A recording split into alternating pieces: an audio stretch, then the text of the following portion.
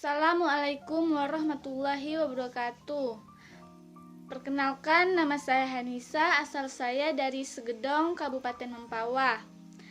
Saya dari sekolah SMAN 1 Segedong, kelas 10 MIPA 1.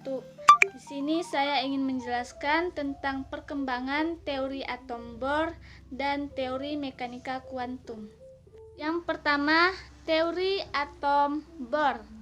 Pada tahun 1913, Niels Bohr mengajukan model atom untuk menjelaskan fenomena penampakan sinar dari unsur-unsur ketika dikenakan pada nyala api ataupun tegangan listrik tinggi. Model atom yang ia ajukan secara khusus merupakan model atom hidrogen untuk menjelaskan fenomena spektrum garis atom hidrogen Bohr. Bohr menyatakan bahwa elektron-elektron bermuatan negatif bergerak mengelilingi inti atom bermuatan positif pada jarak tertentu yang berbeda-beda seperti orbit planet-planet mengitari matahari. Oleh karena itu, model atom Bohr disebut juga model tata surya.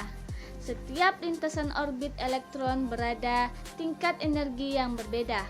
Semakin jauh lintasan orbit dari inti, maka semakin tinggi juga tingkat energinya. Lintasan orbit elektron ini disebut juga kulit elektron. Ketika elektron jatuh dari orbit yang lebih luar ke orbit yang lebih dalam, sinar yang diradiasikan bergantung pada tingkat dari kedua lintasan orbit tersebut. 2. Teori atom mekanika kuantum. Pada tahun 1924, Louis de Broglie menyatakan hipotesis dualisme partikel gelombang. Semua materi dapat memiliki sifat seperti gelombang. Elektron memiliki sifat seperti partikel dan juga sifat seperti gelombang.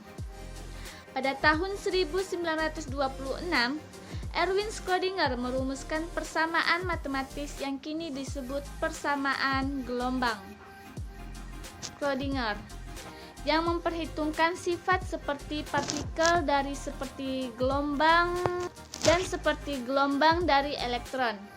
Pada tahun 1927, Werner Heisenberg mengajukan asas ketidakpastian Heisenberg yang menyatakan bahwa posisi elektron tidak dapat ditentukan secara pasti, namun hanya dapat ditentukan peluang posisinya. Teori-teori dualisme partikel gelombang, asas ketidakpastian Heisenberg, dan persamaan Schrödinger ini kemudian menjadi dasar dari teori atom mekanika kuantum. Penyelesaian persamaan Schrödinger menghasilkan fungsi gelombang yang disebut orbital, biasanya digambarkan seperti awan elektron, di mana kerapatan awan tersebut menunjukkan peluang posisi elektron. Semakin rapat awan elektron, maka semakin tinggi peluang elektron. Begitu pula sebaliknya. Oleh karena itu, model atom mekanika kuantum disebut juga model awan elektron.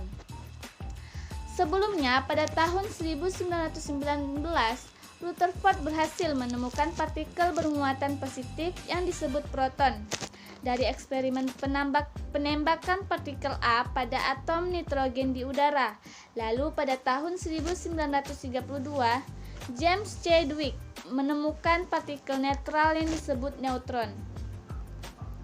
Dari eksperimen bombardir partikel A pada berbagai unsur, dengan demikian dapat disimpulkan bahwa dalam model awan elektron terdiri dari elektron-elektron bermuatan negatif yang bergerak sangat cepat mengelilingi inti atom yang tersusun dari proton yang bermuatan positif dan neutron yang tak bermuatan.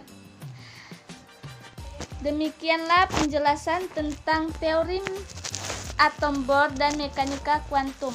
Kurang lebihnya saya mohon maaf. Sekian dan terima kasih. Wassalamualaikum warahmatullahi wabarakatuh.